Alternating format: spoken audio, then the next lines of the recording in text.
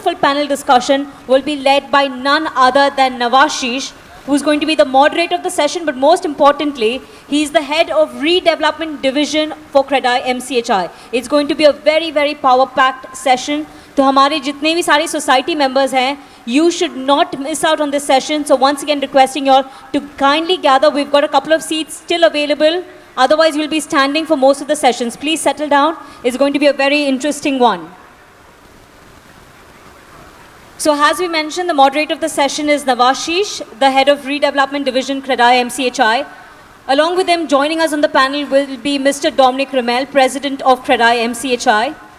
We also have with us some really big developers which I'd be calling up right now. We have Mr. Manan Shah, Managing Director of MICL Group. We have Mr. Sanjay, Mehrotra, National Head of L&T Realty. We have Mr. Kunal, Kuwadekar, Principal Architect of Naren, Kuwadekar and Associates. Architect Milind, Changani, Partner of CORP. And we have Prasan Karnik, Director of Sugi Developers. Some really big name from the real estate fraternity, ladies and gentlemen. Please welcome our wonderful developers, architects, PMCs, and the moderator of the session, Mr. Nawashish, with a big, big, big round of applause, everyone. And let's discuss what the present of redevelopment in Mumbai actually looks like, what the future could look like. If your societies are going for redevelopment in the near future, what are the challenges that you will face, and what can you expect, and how can you overcome these challenges, and the role of CREDAI-MCHI in this whole redevelopment process. Once again, this is the moment everyone has been waiting for, the second edition of CREDAI-MCHI, Redeveloping Mumbai. This is where the big giants and the gurus gather, and these are where interesting conversation happens from the change makers and the policy makers themselves. Over to you, Nawashish. Hello. Thank you so much, ladies and gentlemen. This is a power-packed panel discussion. यहाँ पे आपको ऐसी चीज़ें पता चलेगी जो आपको life में एक्सपेक्ट करनी है रीडेवलपमेंट में से. लाइफ में हमको एक एम रखना है कि रीडेवलपमेंट से पूरी ज़िंदगी का पैसा नहीं बनाना है. It is only the best house that you can get, the next step, the next future home that you can expect. You can't make your entire life out of that one house. So keep your expectations low. आपके दिमाग में कोई भी questions है regarding redevelopment, you can ask us. We'll just take you through the entire panel once. क्या हम discuss करेंगे इसमें, कैसे हम आगे बढ़ेंगे. We will speak about what height restriction is. We will speak about what policies are there. आपको कुछ भी question हो, आप ये panel के बाद हमारे experts को पूछ सकते हैं. चलो. So we will start off with in the year 2021, we had the big boss of real estate, the Lodas, coming in and giving us a small presentation. They gave us a presentation and he told us that in the year 2008-9, he conceived the idea of making the tallest tower in the country. And then he also said that uske baad, I don't think any other developer would dare to do that. And then came 2024, I saw a small Instagram post of Mr. Manan Shah stating that the tallest tower in India is now coming up. And my thought process post seeing the Instagram ad was that, you know, Mumbai is changing. Mumbai is changing in this year 2024. And Mananji, not only one, but you're coming up with 2 different towers. And that too 306 meters. So how do you see South Bombay as a location growing in the future? Thank you and good afternoon to everyone. In fact, good evening now. See, South Mumbai is definitely changing, and the idea of doing the tallest was honestly not just doing the tallest, it's to be the most iconic. Now, when you see Manhattan, when you see London, Hong Kong, any of these cities across the world, you've always seen them on your wallpapers also, on your desktops, on your mobile phones, and you love seeing them as a beautiful city.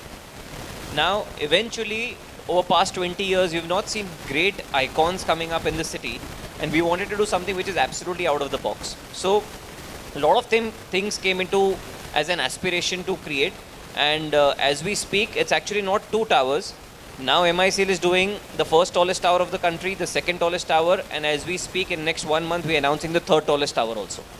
So there are 3 towers which we are going to do, which is going to be 300 meters and beyond. Sole reason is कि जब Google पे आप skyscraper word search करते हो, India का एक भी building नहीं आता है. And I want India to be on the global map कि जब लोग सर्च करें तो मुंबई सिटी का नाम आना चाहिए कि कोई सोच रहा है कि इंडिया का भी नाम वहाँ पे होना चाहिए. It's basically like a tribute to the nation which I wanted to do. Secondly, changing this concept of redevelopment in South Bombay. South Bombay is basically slightly smaller plots compared to the western suburbs and eastern suburbs. So you will compulsorily have to go vertical. And when you're going vertical, you have to build your own ecosystem like in the sky.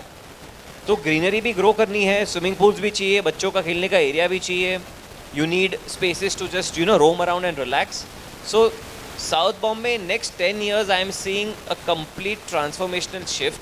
And like if all my fellow mates and friends, developers are having something which is like a visionary thing, I am sure we can overtake Manhattan and London in next 10 years time, because we've got enough FSI, enough plots, oceanic views and everything with us. So why not?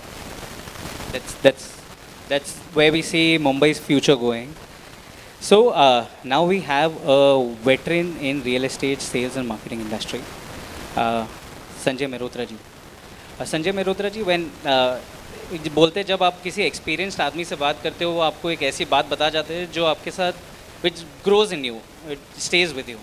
So 2 weeks back when we had a conversation, आपने एक चीज़ बताई थी, बेटा 30 साल के career में मैंने बहुत सारे डेवलपर्स को आते जाते देखा है, बट टिकता वही है जो प्रोफेशनली काम करता है. So now we know that L&T is entering into society redevelopment forte.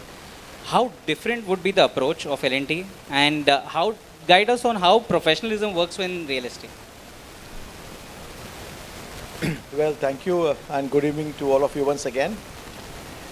I do not know how to define professionalism in real estate, but very important that you have to keep your customer in your mind, in the center.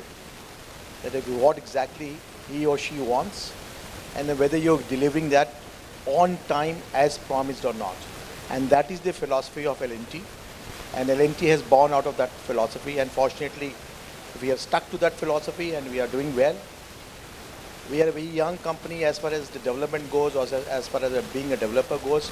We were doing constructions for many other people, but then a thought came about 15 years back that why not do a forward integration and do for ourselves, because there was a lot of vacuum in the market and nothing to take away. There were problems in the market. People who were not getting their homes, and I think this is what we think. This is the most emotionally bought product on the earth. If you see, more than 50 to 60% of the earning of an individual is spent in buying this one single product. So you can imagine the amount of emotion to attach to that. And if he or she does not get it on time, the amount of sorrow and the amount of agony one has to go through. And that is how L&T entered into the fray. And we learned over a period of time. We were not experts. We were learning exactly how to do business in this environment. And redevelopment was never in our mind because we were not experts. The very important thing in L&T, let me share with all of you, is this.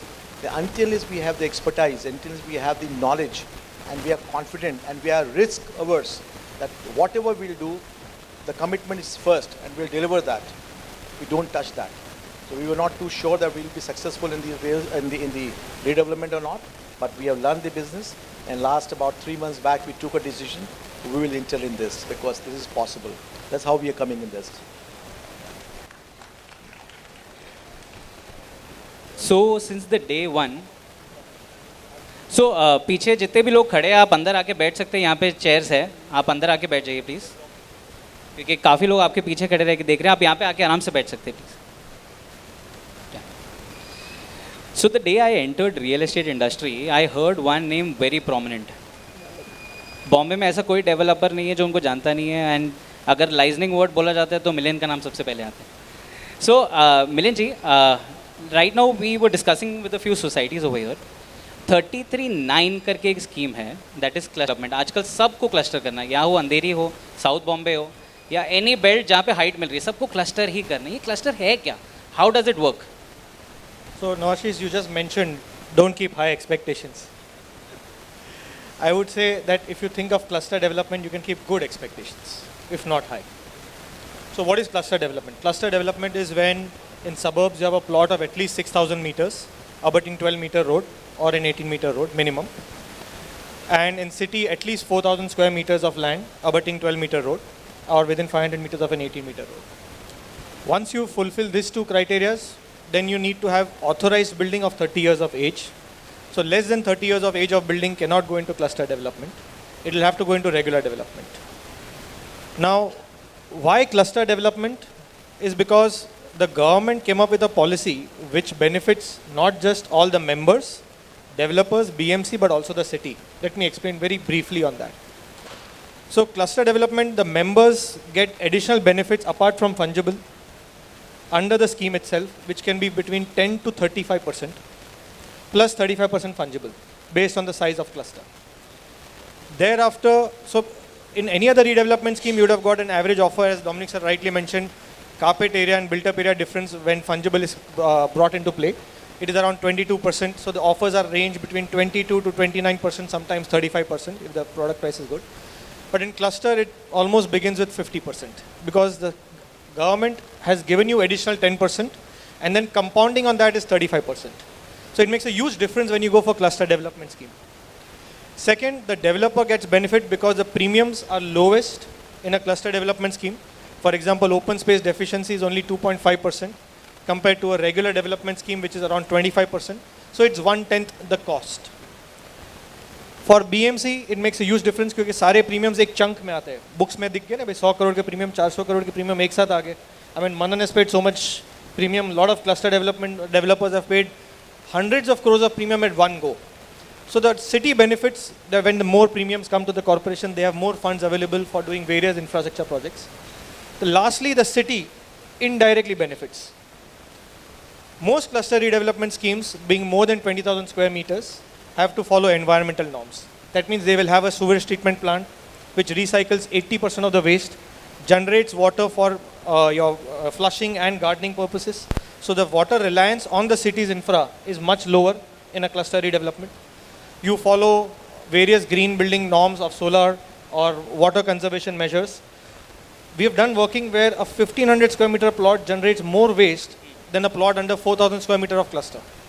Because there is a lot of recycling happening in a cluster redevelopment scheme because of the environmental compulsions, which is not there on an independent plot.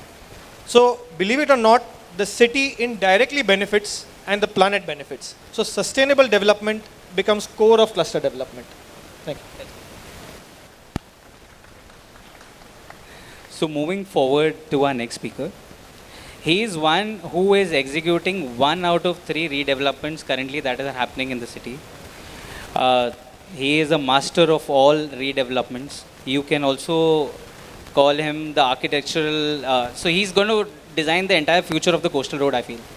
So a lot of development is going around the coastal road, and when we interact with PMCs, they say a word called as CRZ. What is this CRZ? How many types of CRZ are there, and does it affect the feasibility by any chance? Thank you for your praise. Very, very nice of you. There's a long way to go. But yes, coming back to the question, CRZ.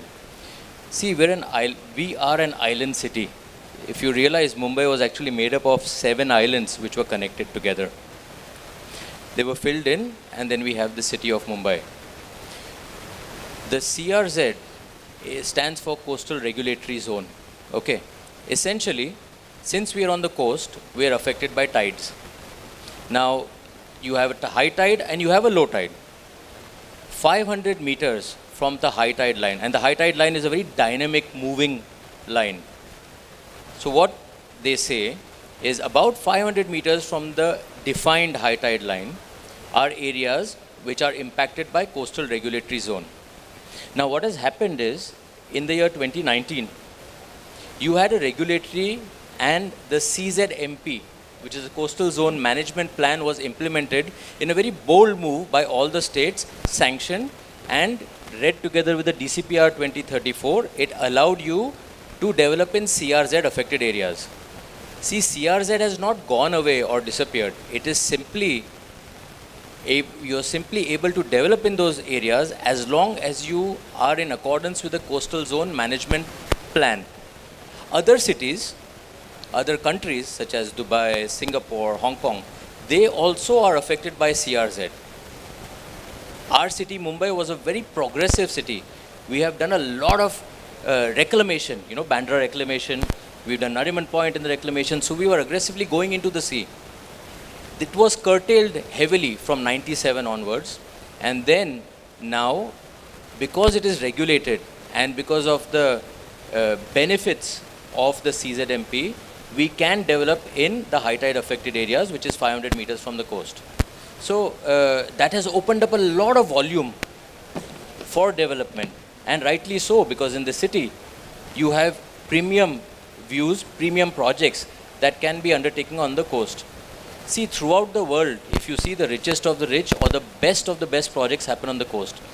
In Mumbai city, unfortunately, because of ill planning or lack of foresight, I would say, we do not have that benefit.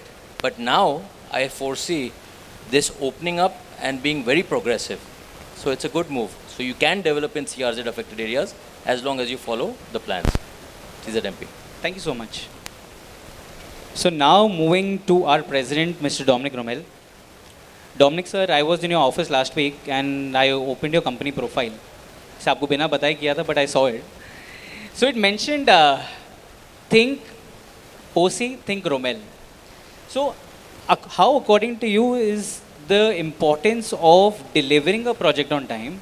How does it affect the P&L of the project, and how does it also affect the perception of the developer? Good evening all. So regarding Think OC, Think Romell is a very important tagline. And today's generation, it is an Aadhaar card for you to be where you are for your project. Because once the government certifies and checks all the ticks of what the compliances are, we have almost 38 compliances to be done in IOD. And normally till the OC is not received, the 38 are not done. So that's a checklist where you know that your building is complete in all respects. There is no surprises coming to you in the future that there will be demolition, the balconies unauthorized, the dry yard is not shown properly, the flower bed is part of your shown. So all those queries of a common man, that once he gets OC, he knows that the structure which he is living is certified for happy living thereafter. That's the important part. Regarding the P&L, I think any developer who doesn't get an OC in time is only bleeding from his pocket. And the anxiety of the customer, who, especially in redevelopment, as we are on this seminar, the anxiety of their emotions cannot be compensated with money.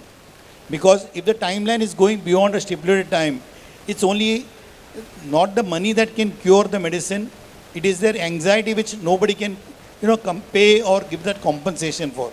So I think every developer should be very careful. It only adds to your profit if you're doing times in schedules. It adds to your P&L, and it also adds a lot of blessings which are actually tangible, which we don't think is tangible, is what I would say. So redevelopment जब Island City में शुरू हुआ था, it started off with a region called as Dadar. You all would be aware about Dadar Shivaji Park. And वहाँ पे एक ही prominent नाम आपको हमेशा दिखाई देता था, that is Sugi. So now you've also moved towards Worli, that we have seen. आपकी वर्ली की तरफ भी आपके काफ़ी सारे projects आए हैं.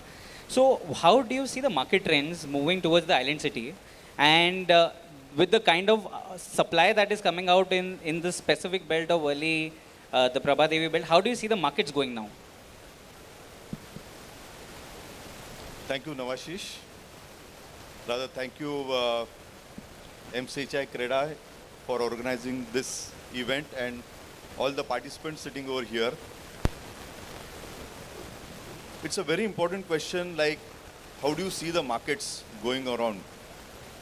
In fact, I'll say Mumbai, and especially South Mumbai, has always been the jewel of the development or the real estate development.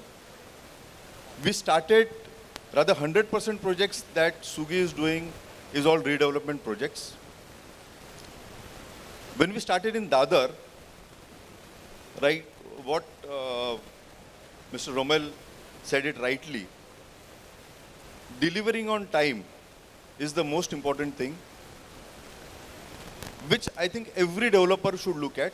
And of course, taking some hint from him, we have delivered 100% projects on time. When we see the redevelopment markets or the markets of Mumbai changing, now the whole Mumbai is going into redevelopment. There are about 14,000 chawls, 33,7 cessed properties which are going into redevelopment. So many societies going into redevelopment. And over a period of time, lot of luxury inventory is coming up. Today there is a high demand of luxury inventory everywhere. You take it Worli, you take it Dadar, rather you take it more towards South Mumbai, Nepean Sea Road, Bridge Candy, all these places. Luxury inventory is coming up. But I see over a period of next 5 years, there would be a lot of luxury inventory which would be coming up. Lot many projects coming up, high-rise towers coming up over there. But yes, having said that, even the demand for real estate is increasing day by day. If you have seen the market trends, of course there are always slight corrections, but the real estate market is always moving towards the north, right? Rather moving towards growth, I'll say. And not just South Mumbai, now we are also looking at suburbs being developed at a very large scale. Thank you. Yeah. Thank you so much. Manan bhai, what is the most feasible micro market that you see currently in Mumbai, especially for redevelopment, and what is the reason for that? See, we are doing redevelopment across the city, right from central suburb, Ghatkopar, Chembur, Milind. Now we are coming up in South Mumbai as well. 3 towers are coming up. BKC Palil. So for me, honestly, I've always seen Mumbai as a holistic playground for us, because see, when you start focusing on a specific micro market, your growth tends to stop. So that's why I feel, but if you want me to put in a specific ambitious plan on this thing, I see places where CRZ has gone out, like Bandra is one location where you're seeing tremendous amount of redevelopment coming in. That's coming up quite well, but is it absolutely feasible? I would say no, perhaps, because a lot of competition, everybody's been jumping, a lot of inventory supply has been coming up. So I would say the most feasible market is something where your feasibility matters. I would not want to put in a specific location because every developer has their own working style and the calculations. So for us, we are open across the city. And right now, I would say pick a location which is not that developed. That is something where your feasibility would be the most and where the eyes of the other developers aren't there. Thank you so much. Sanjay sir, cash flows matter a lot in redevelopment. And societies today ask for 100% FSI loading before you leave. 100% your corpus, give us 1 year advance rent or even 2 year advance rent. Bank guarantee, give us this, give us that. Write 5 flats under the name of the society.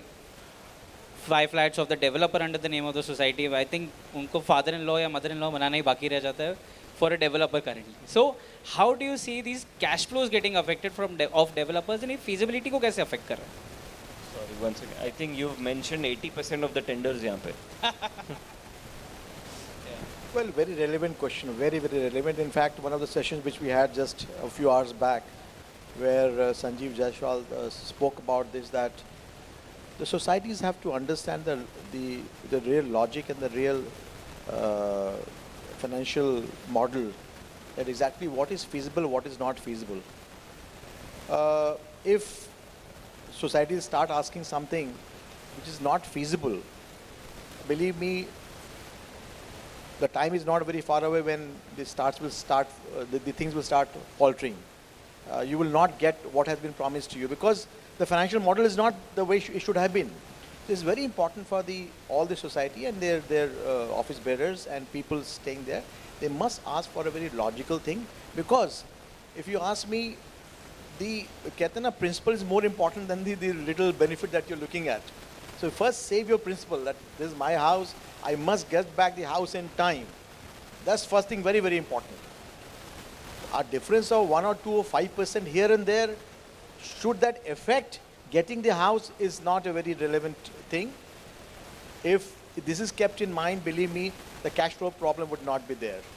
The cash flow will be taken care of because the financial model is made accordingly. This is my take. Thank you so much. Milindji, we have a lot of landlords currently sitting in the audience. So this question had come up through a landlord. I recently saw that you managed about 700 tenants for Dosti developer at one plot, one single plot. And these tenants along with the landlords all came in sync. How do you see a landlord having a peaceful vacation with all these 700 tenants? Because tenants currently are a pain point for the landlord and landlord is a pain point for the tenants. I think the key comes when each and every person feels that they are the winner. And that's where the role of a project management consultant comes into play, where we make them feel that this is the right thing that's coming to you, whether it is a landlord or whether it is a member. You start giving them false promises, things start trickling down and failing. So you need to make wise decisions on how you guide them, whether it is a landlord or a member. Now, the Dosti's example which you gave, actually it was, I think, some about God's blessings also. The entire rent, corpus and additional area was negotiated on the platform. And we got unanimous voting on all the 3 parameters while we are discussing. And the members had a trust in the developer and the PMC to come up with such a model to execute on the dais itself. So a lot of credit goes to the developer, credit goes to the members who had the faith and the trust. And finally, we just became a medium for them. So I think transparency is a key, and making them all feel winners becomes the right model to go forward. Great. Thank you so much. So, Kunalji, PMC plays a very important role during rightful negotiations between developers and societies. What, according to you, are the right measures that the society should take to avoid the greed, to avoid any kind of expectations that is affecting the project feasibility?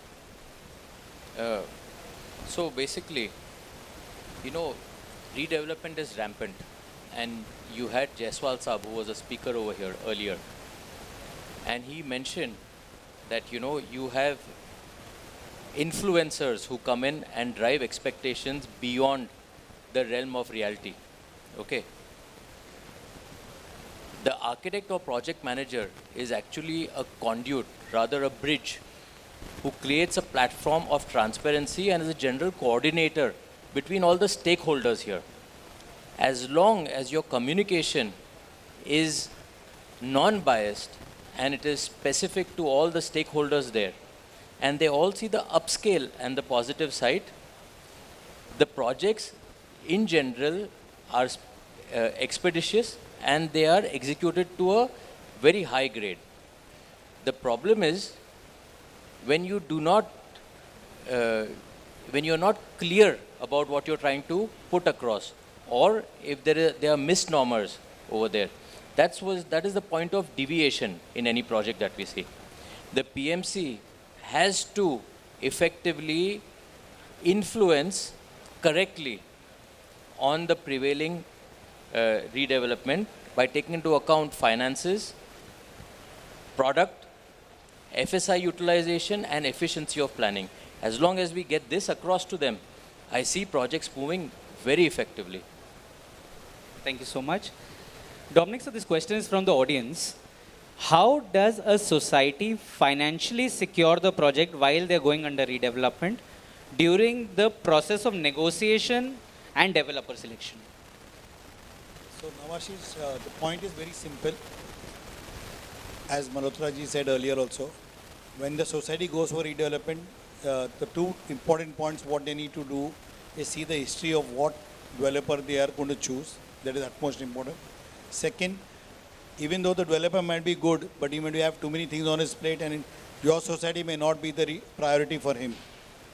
The third point, which is very important, is that because some developer who is not qualified in other parameters is giving 5% or 4% more, I don't think you should choose it, because as he rightly said, in the financial model, you will be a loser, the developer might be a loser, and that will not add to your product, which is going to be much more earlier. So that these points are few things where society should take point of, when they're selecting a developer. Plus, there are other aspirations. As Kuwadekar just said, the influencers or the person, it's like when the cake is baked, somebody will come and say, I'll pour the icing and take it from him. That's not the attitude one society or member should take, because he's offering you much more than what it is. You have to see your real feasibility. You have to listen to your professional project consultants. And even when you're choosing the professional consultant, because the professional consultant the PMC is giving him higher, don't choose him. Plus, because he's charging a lower fee, don't choose him. Choose the right person. PMC is your heart. If you choose the right person, you will have a good life, you will have a good heartbeat.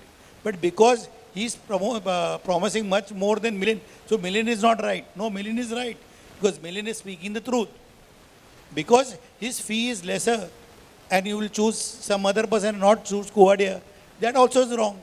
See, every professional person who's honest requires his amount of money which he is supposed to earn. If you're going to deprive him from that amount, he'll make up somewhere else by giving you a false promise and not delivering it. So that's the openness and speaking to the society. People, please choose the right PMC, please choose the right developer, and also please choose the right lawyer. Because all are professional people, all are working in honesty and integrity for your project, not trying to make a via media by promising you something else and getting you the end result differently. That's my suggestion. So taking from your point, my next question to Mr. Karnik is, how does a society ensure that the developer delivers the same size of the flat, the same amenities that they have promised, and not smaller versions of those? Choose Romell, so we'll get all the signs right. And I don't know.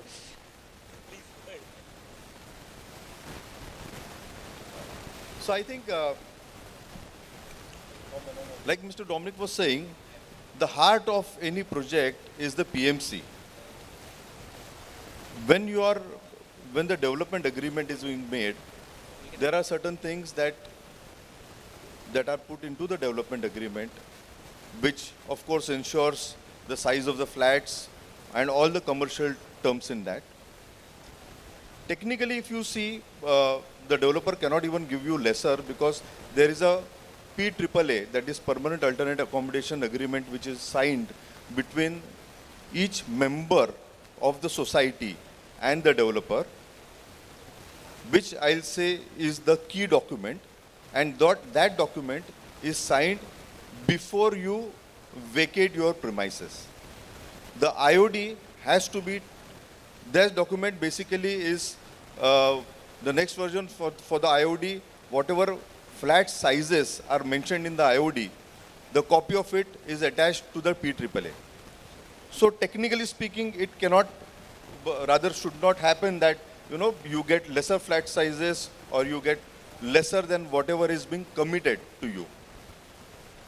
Same time, I'm just taking that leverage, the societies, the members, and because there are many tenants, members sitting over here, should have, when they are going for redevelopment, everyone has the biggest aspiration. I want this, I want that, I want this. I want the largest flat sizes, right? So whatever is, I'll say, a feasible thing should be demanded and should be, the societies should go with that. I'll just add something here. I expected you to say, you see, there are always construction difficulties.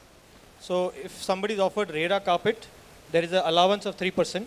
And if somebody is offered MOFA carpet, there's an allowance of 5% in the act. So that one has to allow for due to construction difficulties, and not the intent that the developer wants to give less or more. Beyond that, there can be some commercial negotiation. So just adding to Milind also, before you sign your PAAA or before you sign the IOD, please consult your PMC to see what he's promising, which the FSI is allocated to you, is in what he has agreed. So that will help you that there is no discrepancy, or the area which he's deliberately not going to give you will be cleared. So I think that was a very important question. I think you should make note of all these points. So Manan bhai, coming to the next question, you also have a contracting company called as Man Influence, one of the largest in the country. Construction quality plays a very important role in today's time for a developer's selection in any project.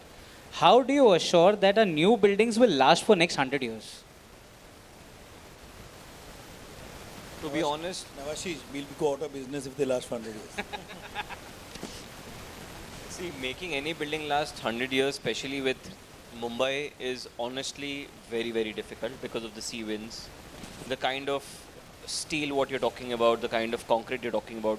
A lot of things which we've already upgraded in our, buildings which are closer to the ocean. So, a lot of places we're using M60 grade cement. We're using composite steel structures. We're even doing composite columns to increase the sustainability of the building. And most important factor is with the quality is the right selection of materials. A lot of times I see a lot of people pick and choose a lot of fancy stuff like big chandeliers, crystal chandeliers, engraved marble floorings. Now these things are very difficult to maintain. If you can, that's something really great. But replacing a natural piece of stone is next to nearly impossible getting the same thing because shade variations, a lot differences. So I would always say pick and choose sustainable materials which last longer, but it's not cheap. Sustainable does not have to be it's cheaper in quality or selection, because it has to be lasted, because otherwise you will be spending the same amount of money again replacing those same items. So we've even started doing a lot of these European sections in terms of windows. This Domnic sections are there. Then even the pipes that we are putting for plumbing, like we've started to use giblet systems, even not just inside the house, but even the entire external piping is giblet systems.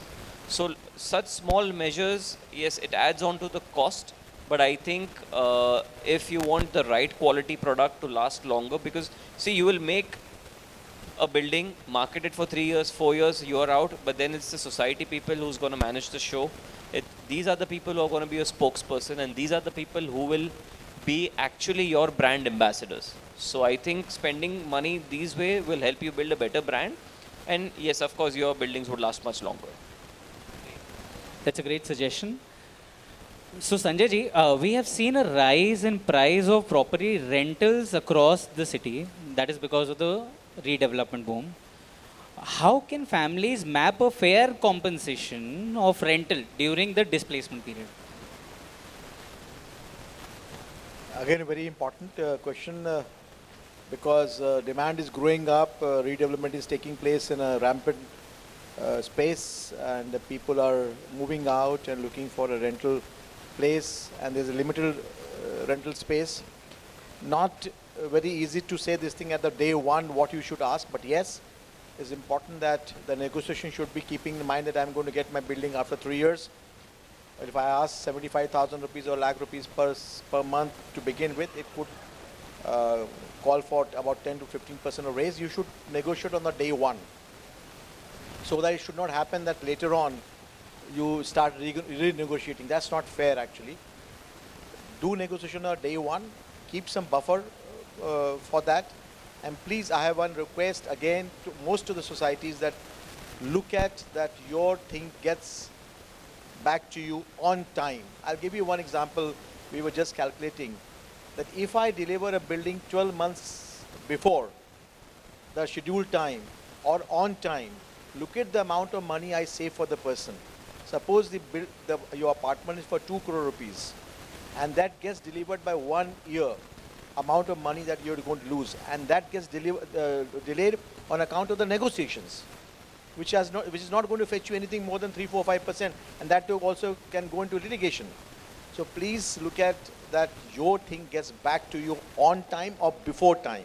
So please select a brand or whomsoever you like, who's capable of delivering to you to you on time. That's very important.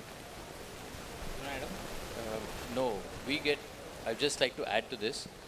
We get asked about rentals a lot, you know, and why it happens is such that by the time you choose an effective developer, and then you go through the process of the development agreement, and then you go through the process of approvals, and then you go through the process of IOD or IOA and signing of your PAAA, your alternate accommodation document, you spent a significant amount of time, but you negotiated essentially a year and a half ago on a rental which is no longer reality. And the chances are that the rental apartment that you will go to also could be probably redeveloped by any one of them on the stage over here. Okay. So that's a real problem about rentals. What we've been doing is we're upscaling on the point of negotiation a 10% incremental from the day of vacation upfront. So we know that is factored in, and in some cases, in some of the societies, we're even asking for a 2 years upfront dispersal of the rental. So it saves time to go back to the developers and asking them for, extension of. So these are factors that we are considering now. Sorry, because we are purely into redevelopment, I would like to speak something on that, because this is a very sensitive thing. Actually, it affects most of the cash flows. However, whenever, as a society, as a tenant, as a member, when we talk about redevelopment, usually the rents which are paid whatever is there in 1 kilometer vicinity of your place, so that, even if you are displaced, you are in your own area, the schools, colleges, or workplaces are not affected.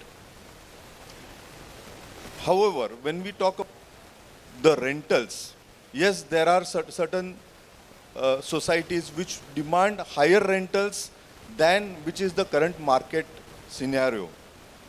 Please understand that rent or shifting charges are not actually charges for earning anything out of that. Those are called hardship charges, hardship conveyance, so that the time you are displaced, you are not actually getting penalized or paying out of your pockets. Secondly, when we talk about advance rent, there are certain tender conditions which say 3 years advance rent or rise in the rent. Of course, rise as there is always an escalation of between 5 to 10% escalation of rent every year. And the developer usually gives a PDC, post-dated checks, the bunch of post-dated checks, or sometimes even bank transfers in your account. But when we talk about 3 years rent or 2 years rent in advance, that badly affects the cash flow of any of the project.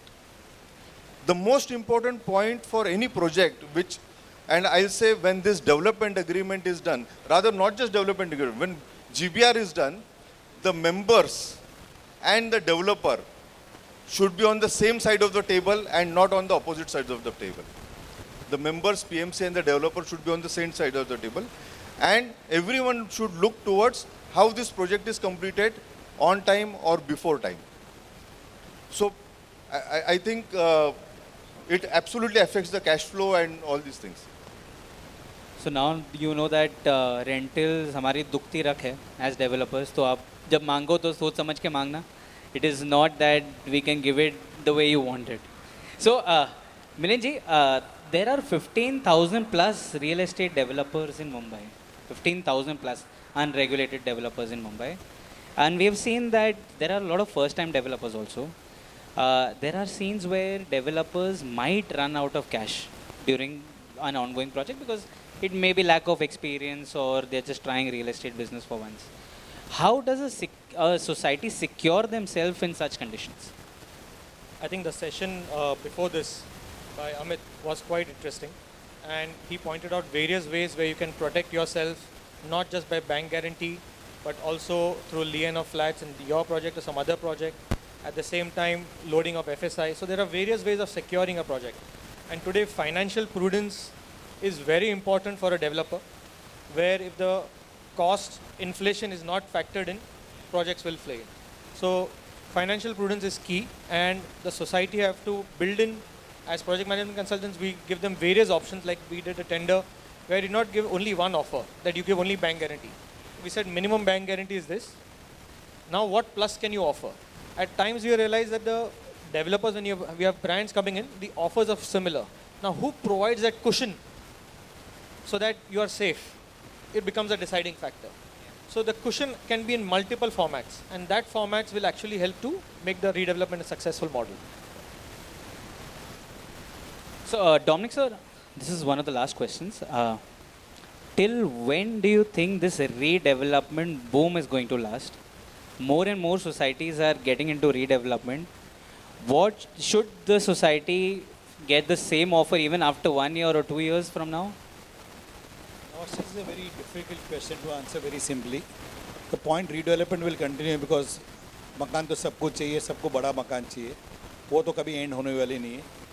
The point is that when they decide, it's all for them, because the earlier they decide, the better for them, because they will be living in a dilapidated place, or because they have to qualify after 30 years to go for redevelopment, so that incentive comes to them. So my request to society, as all of us are trying to explain to you one thing, is very simple, that what is most essential, we forget, we bargain, what is a deal breaker? It is either the conveyance charge, either the rent, either the bank guarantee, or something else, some amenity, which is a deal breaker between the developer and the society. The point you forget, the essence, is your house, which will come in time with the right quality. That should be the focus. Not that somebody is giving me 100 rupees more corpus than the adjoining developer, so I should go with him. Or make the developer stretch. See, redevelopment is all a particular package. It is one particular package which the value will come out, which you are aware of it. But very conveniently, when somebody is giving you more, you will be ignorant and say, वो दे सकता था, मैं क्यों दे नहीं सकता? अरे भाई वो रोज सुबह उठ के 5 बजे 5 किलोमीटर चलता है, आप 5 किलोमीटर नहीं चलते तो आपकी तबीयत अच्छी नहीं रहेगी. The point is that you have to understand what is right for you. Don't get, redevelopment is going to be an ongoing process. The only problem is that new rules will come in, new costs will come in, so you might get lesser than what you are getting today. But one has to be prudent, financially understand what you are getting, understand the person's capability, understand that what you are asking for is right or is only a competition which somebody is saying and not delivering. So that is the important point.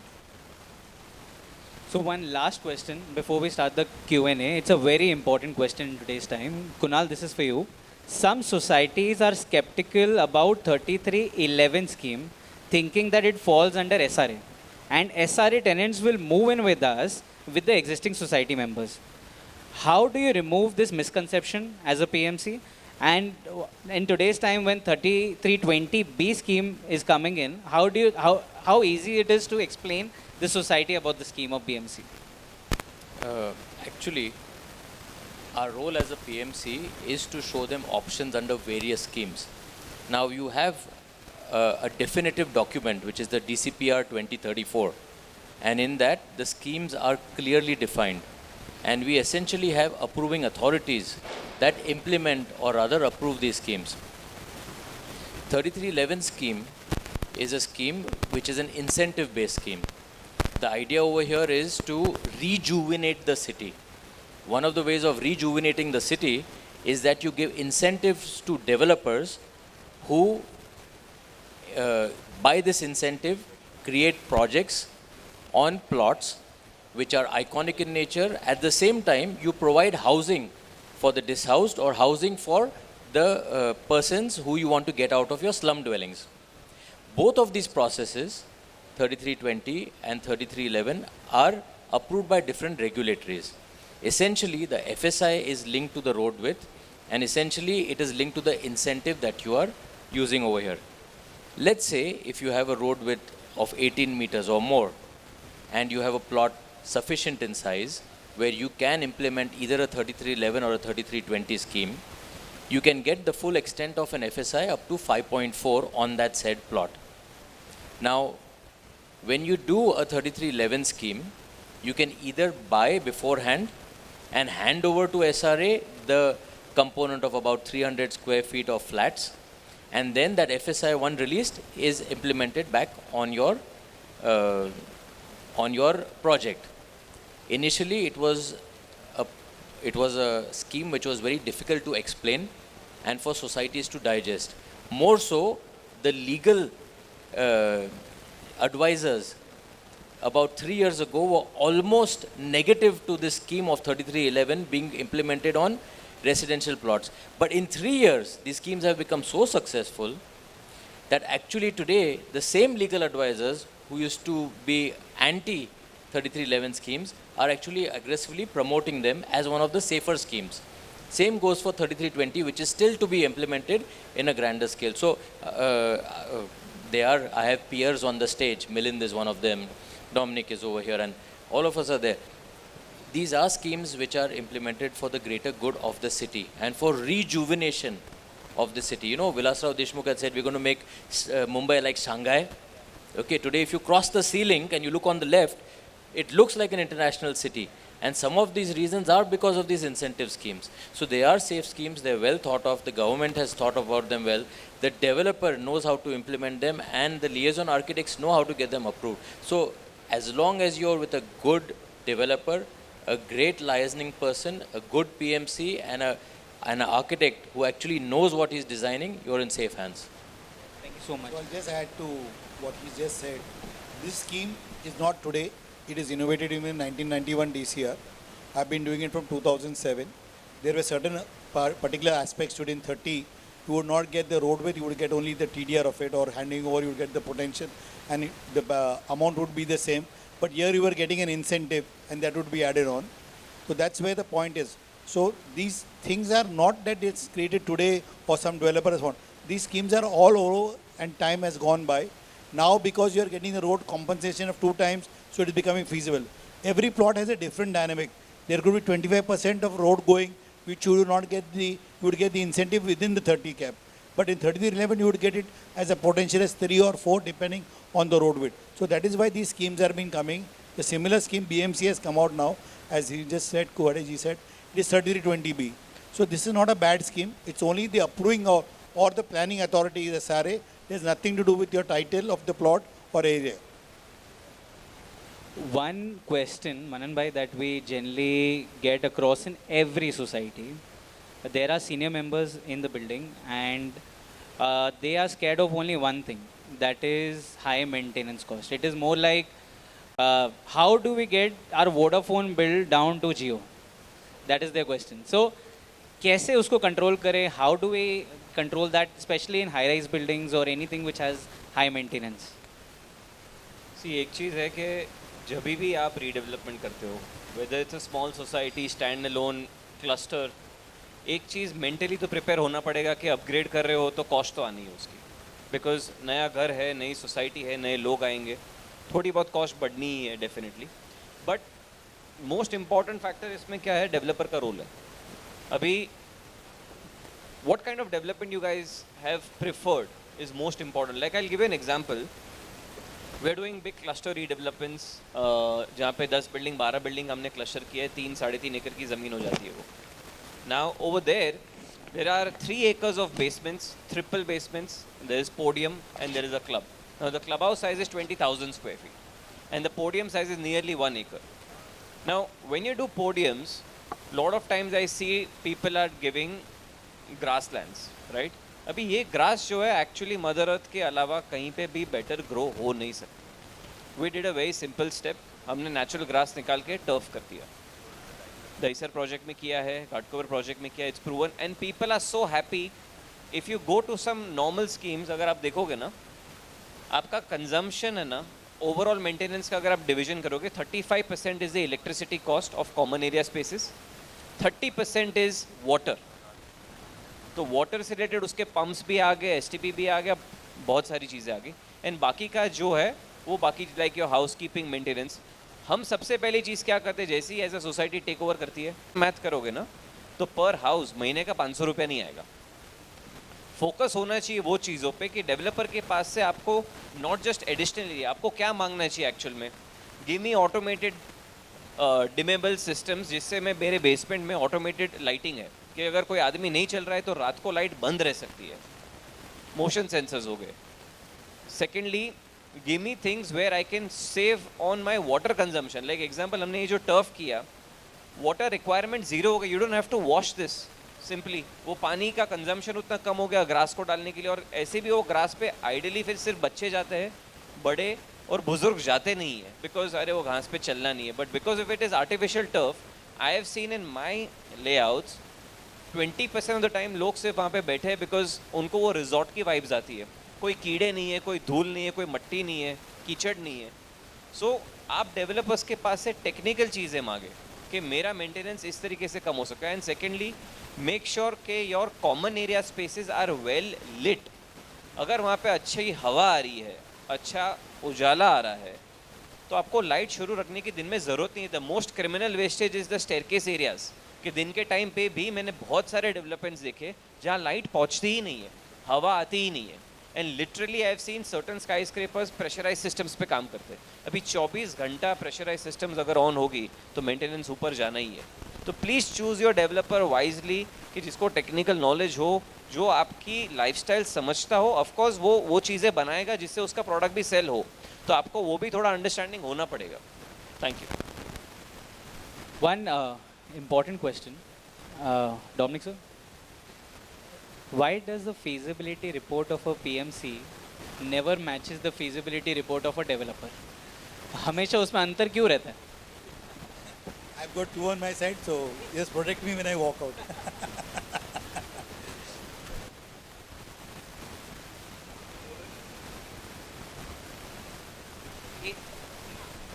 So the point is that, as I said, it all depends on the society and the managing committee, how well informed or well educated they are.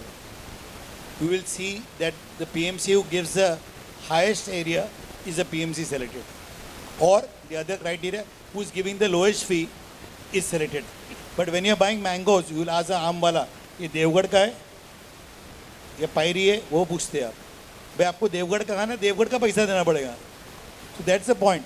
They have to choose a developer, not cut his professional fees. Is all my request. Then you are starting at the right note. The moment you start cutting corners for yourself, you want to have olive oil because you want to keep a good heart, but you expect the PMC to have dalda. ऐसा थोड़ी होता है. So once that bargain starts of price against quality, then you are in a difficult situation, and that's how, as Mehrotra ji said, your project will be dragged on for nothing because you are not negotiating right. So please pay him his professional fees. He is not going to look at the other part of it. And more importantly, you are also well informed that what your other neighbor is getting. If he is getting 35%, you should get 36% or 37%, depending on your structure, and not expect 45% because you are in competition with the neighborhood building, is my submission.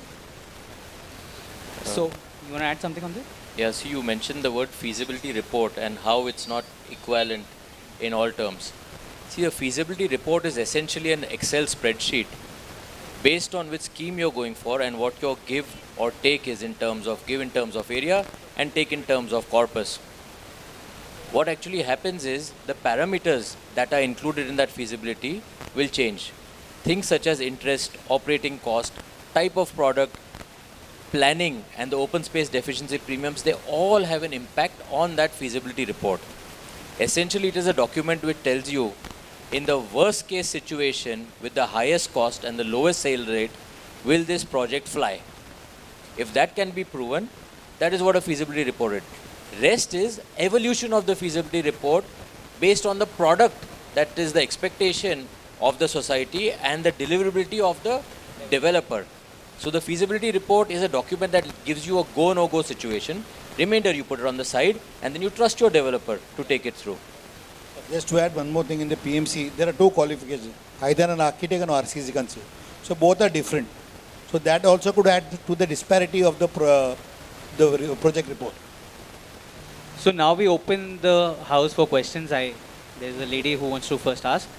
Yeah, good evening everybody on the dais and everyone over here. 1991, I remember reading that our Bandra East would become the next BKC. Like after Nariman Point, it would be transferred and it would be the next Nariman Point BKC. So actually, after the Western Express Highway, since the last 15 years, we have seen lot of towers and lot of redevelopment taking place over there.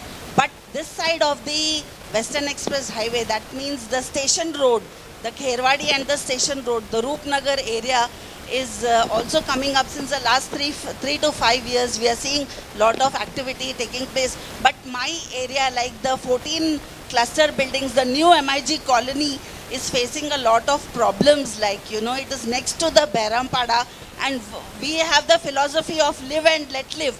But they don't seem to have the same philosophy. You know, it is like grab and live.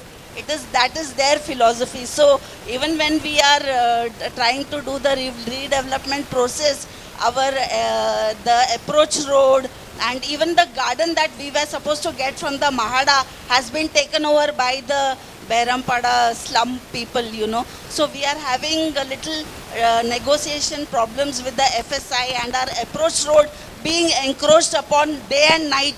Even the night they use it for encroaching the area, our approach road, you know, which is next to the station road, you know, coming to the station road. So it is like a noose around our neck.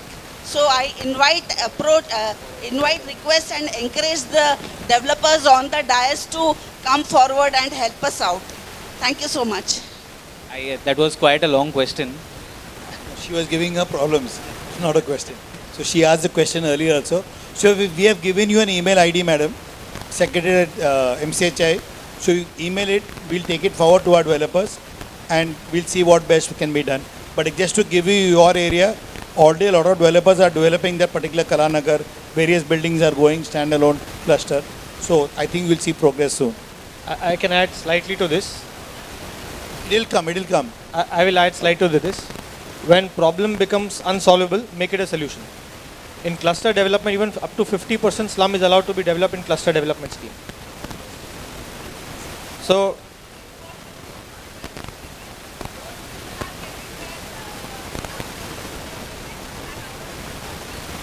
so it can be a combined development. Of Madam, course, send us the details, we'll work on it for sure. The mic, please. Yeah. Next question, please. Sir, you can just speak into Hello. the mic, yes.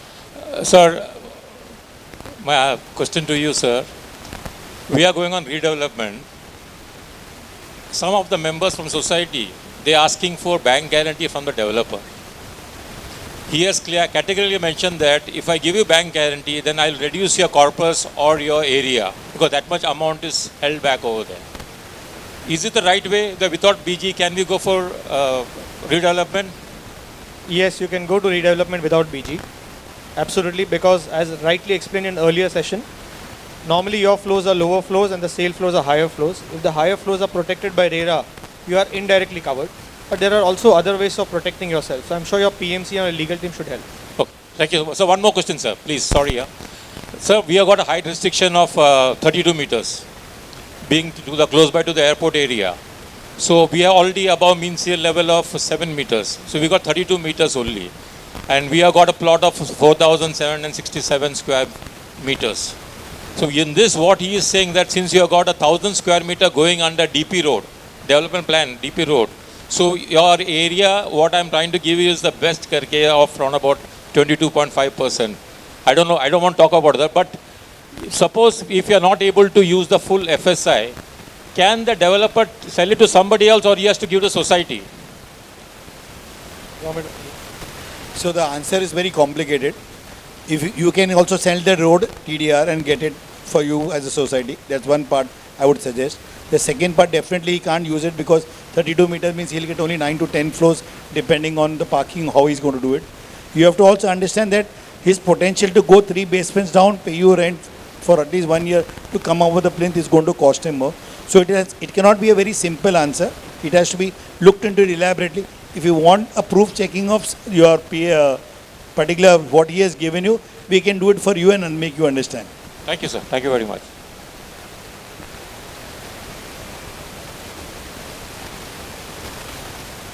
Sir Kuwade sir को hello hello yes sir, आपको सवाल पूछना है। अभी ये जो feasibility का जो डिस्क्रिपेंसी रहता है, तो उसमें अपन ऐसा डिफाइन कर सकते हैं कि किस टाइप से फंडिंग होगा तो ये फिजिबल होगा। क्योंकि कोई कोई डेवलपर ऐसा है कि रेंट देने के लिए भी लोन लेना पड़ता है उसको, तो उसके लिए तो फिजिबल नहीं रहता है। और सेकंड क्वेश्चन ये है कि जो पार्किंग जो रहता है, अभी एग्जिस्टिंग मेंबर समझो 100 है और रीडेवलपमेंट के बाद 300 फ्लैट्स होने वाले हैं, तो अभी के केसेस में पार्किंग नहीं रहता है, यानी जो 45 स्क्वायर मीटर का जो 8 टेनेमेंट्स का जो रूल है उसके हिसाब से जो बनी ये बिल्डिंग है, तो अभी 100 के लिए भी पार्किंग नहीं है अभी अवेलेबल प्लॉट में। तो अपन कुछ गवर्नमेंट को ऐसा प्रीमियम में रिलैक्सेशन मांग सकते हैं जिससे प्रोजेक्ट फिजिबल हो, यानी अभी जो एग्जिस्टिंग मेंबर है वो बोलते हैं कि हमको 100 पार्किंग चाहिए, सरफेस पार्किंग चाहिए, उस टाइप का। सर आपके क्वेश्चंस के 2 पार्ट थे। पहला पार्ट था फीजिबिलिटी रिपोर्ट, बराबर सर? हाँ, उसमें अपन खुद से फंडिंग डिफाइन कर सकते हैं कि हाँ कि डेवलपर अगर 50 विदाउट लोन खुद का सेल्फ फंड अगर डालेगा या पूरा लोन लेने के बाद डालेगा तो क्या इम्पैक्ट पड़ेगा प्रॉफिट पे। सर फीजिबिलिटी रिपोर्ट जो बनता है स्कीम के अनुसार बनता है, डिपेंड्स आप कौन से स्कीम में जा रहे हो, 3311, 3320, 3309, कौन से स्कीम में जा रहे हो, उसके जो पैरामीटर्स रहते हैं वो अलग रहते हैं हर एक स्कीम के। दूसरी बात जो आप फंडिंग की कह रहे हो, अगर डेवलपर खुद का पैसा डाल रहा हो उसमें या बोरोइंग का पैसा डाल रहा हो, या आप जो कहना चाहते हो perhaps you are going along the line of self redevelopment जहाँ आपका खुद का इनपुट हो जाए, या कोई और डेवलपमेंट मैनेजर के थ्रू उसमें क्या कहते हैं अश्योरेंस लाए फॉर द फंड्स। अभी ये सब पैरामीटर्स हर एक स्कीम में अलग अलग रहेंगे और सबके ऑपरेशनल कॉस्ट अलग अलग रहेंगे हर एक डेवलपर के। कोई कोई डेवलपर शायद को जो हम जिसे कहते हैं न्यू कमर्स, या कोई कोई लोग जो है कॉर्पोरेट टाइप ऑफ डेवलपर्स, उनका जो IRR रहता है end of the day project realisation, उसमें भी अंतर रहता है। कोई कोई डेवलपर्स जो है they work on a differential margin of return. So every feasibility report will change based on location, based on scheme, based on product and is unique to every particular site. अभी second question जो था आपका parking का था, sir ने जब अभी discuss किया था उनकी जो हाइट है वहाँ 32 मीटर की है, तो रोमेल जी ने कहा कि वहाँ शायद पार्किंग उन्हें 3 फ्लोर नीचे करना पड़े। अगर 3 फ्लोर आप नीचे करो या 3 बेसमेंट करो तो 1 साल तो लग जाता है उसमें। Okay, piling, D watering, retaining wall, ये सब करते करते प्रोजेक्ट के कॉस्ट में तो कॉस्ट भी बढ़ जाता है, टाइमलाइंस भी बढ़ जाते हैं, रेंटल्स भी बढ़ जाते हैं, और आपको एफिशिएंसी ऑफ पार्किंग शायद मिले या ना मिले, वी डोंट नो। तो all these things are based on the particular project. So your architect और your PMC has to do a working not of just feasibility, it has to be a feasibility with a preliminary plan and a plan also which is approvable from the relevant authority, and also plan which is practical for construction and consumes your carpet area effectively। यानी अगर आपने 20% extra area ले लिया लेकिन वो 20% से अगर 100 square feet अगर आपने पैसेज में वेस्ट कर दिया, then there is no point in that redevelopment, you know। So it has to be a feasibility report, regulatory, planning and efficiency. That is what a feasibility report is. So we can always email, we can help you out and we can analyze what you are trying to get at. नहीं, अपन government को ये request नहीं कर सकते क्या कि जो extra parking का जो प्रीमियम लगता है उसमें कुछ रिलैक्सेशन मिल जाए? सर एक्स्ट्रा प्रीमियम लगता ही नहीं, पार्किंग कंपलसरी होता है Compulsory. as per your area. There is no concession in parking. Last 2 questions please. Sir जब हम हमारा घर डेवलपर को देते हैं तो डेफिनेटली हम चेक करते हैं ऑनलाइन, और चेक करते हुए शॉक टू सी कि हर एक डेवलपर नंबर ऑफ केसेस और जितने सीरियस एलिगेशन केसेस चलते हैं, और केसेस कभी ख़त्म नहीं होते हमारी लाइफ में, कोर्ट में इंडिया में केस ख़त्म नहीं होते। So that puts a little pressure on us कि in spite of doing all this due diligence, लेकिन नंबर ऑफ केसेस अच्छे अच्छे ब्रांड पे इतने ज़्यादा हैं, तो that is putting a big question on our confidently giving our homes to even a reputed builder with all this documentation। तो उसका कोई हल कोई लेवल पे कुछ हो सकता है, कैसे कर सकते हैं? Respond on your behalf. Yeah. So, whenever you say that you go online and check their court cases, try to understand there are always reasons for some discontinuement among some members versus the larger majority. And when you talk about a developer कि भाई उसके ऊपर ये case चालू है, you should also see the performance that he has done. Suppose he's delivered 40,000 houses and there are 10 cases. Is it relevant? Right? So you have to see the performance of a person over a period of time, and does that outbid what is happening? If that outbids, he's the right choice.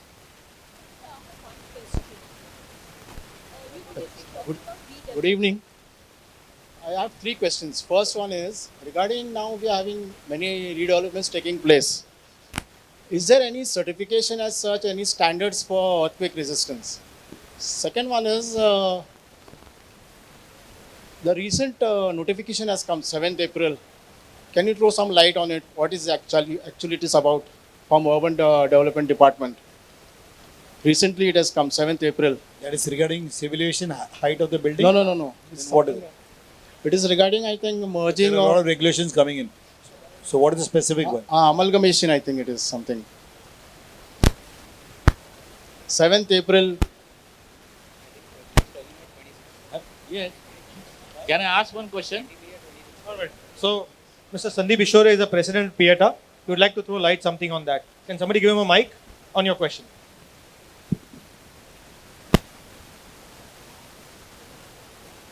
I'm just guessing whether your question is pertaining to that amenity area FSI. Open amenity More than area. 4,000 meters Yes, your plot is. So then the amenity open space is there. You will get the FSI of it, but you'll have to leave the open space. I mean, the only change is that the amenity for the plots which are more than 4,000 and being developed for residential development, there is no change in what to be surrendered to BMC, but only change is regarding FSI availability to the builder on that particular plot. Not to the society, sir. Of course, society. To the builder through society. Okay, to the society. So the government has now allowed, initially, after handing over that particular amenity, say 500 square meter. So the government was not allowing FSI on that particular plot, was giving TDR about that. Now government says 50% of the area you will get FSI on the same plot, and for 50% you will get the TDR. This is in broad. So that is the only difference. So that means on plot some FSI is available.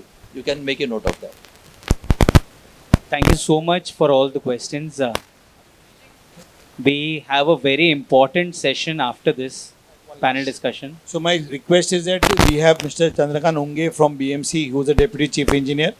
He's going to throw lights on the question he asked just now about AOS 3326, which is a new civil aviation process, plus any more queries on 3320B. He's a person who's hands-on and has a lot of knowledge. We all go to him for advice. So he's going to share the dais soon. And I request all of you to please come and sit, because this knowledge is most important for society. To choose which scheme you want to go also, you can understand that in a more appropriate way. Thank you so much, panelists. You have a quick question? So normally when you select, the allotment of flats which is done, so, sometimes since you have a scope to probably get a, higher floor or maybe larger area.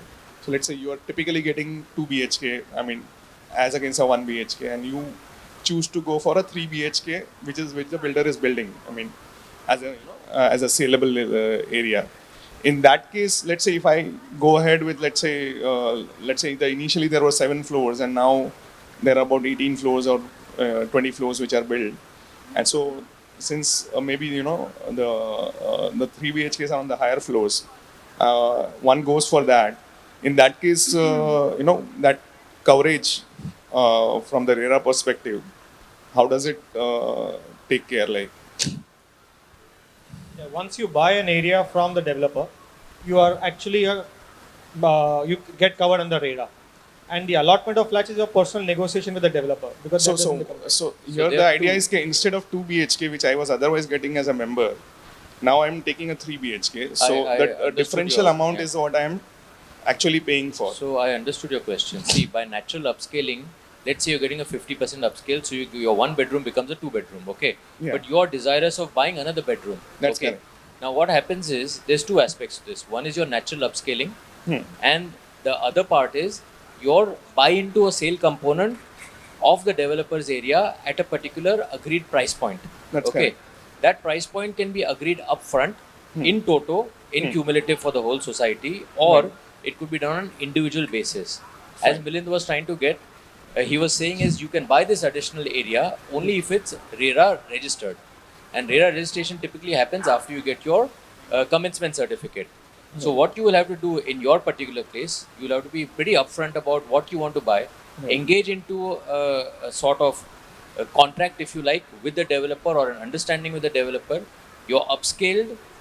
Perhaps even if there is a high floor differential, that will have to be agreed upon. Placement will have to be agreed upon. And structuring of your PAAA plus purchasable agreement read together becomes your final concise document. So it will be a two-parted document. One will be your PAAA. Secondary will be your sale agreement, on which you will also have to pay stamp duty, GST, so on and so forth. So the reason this question comes is, say, the earlier statement was that if you are on the lower floors, and since the higher floor covers RERA covers floors, otherwise also, so you are otherwise also taken care. So what we are trying to say is that when you go to the higher floor and not the lower floor, still you are taken care Yes, I mean, because one is because of the because RERA the remainder additional. residents are there as well who might not want to upscale, and in any aspect, if you are upscaling, you will probably be upscaling to the lowest of the higher floor in that upscale of purchasing.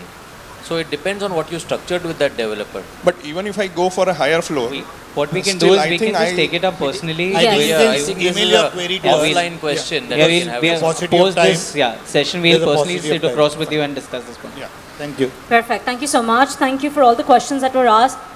Thank you to our wonderful panelists and our moderator, Nawashish. Can we please have a big round of applause for them?